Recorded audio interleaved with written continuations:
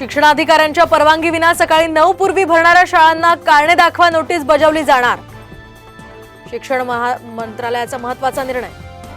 बोईसर उमरोळी दरम्यान रेल्वे ट्रॅकवर पाणी, पश्चिम रेल्वेची वाहतूक 30 ते 40 मिनिटे उशिराने।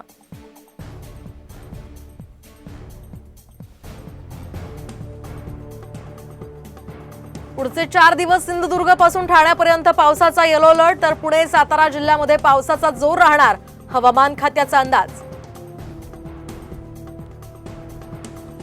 पालघर जिल्ह्यात मध्यरात्रीपासून सर्वत्र पावसाची दमदार हजेरी, विजांच्या पूर्व आणि पश्चिम किनारपट्टीवर मुसळधार।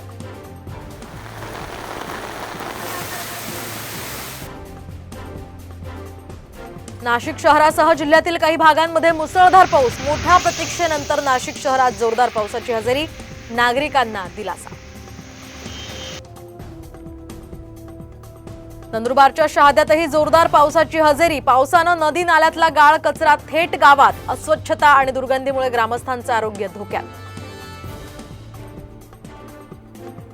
हिंजवडीमधील वाहतूक कोंडी सोडवा, उपमुख्यमंत्री अजित पवारांचे आदेश, पायाभूत सुविधा गतीने पूर्ण करण्याच्याही केल्या सूचना।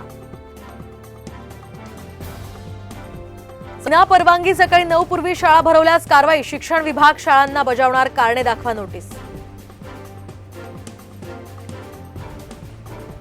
पांढऱ्या रेशन कार्ड धारकांनाही मिळणार आयुष्यमान भारत योजनेचा लाभ, तर आधार कार्ड आता रेशन कार्डशी लिंक केल्यास योजनेचा फायदा।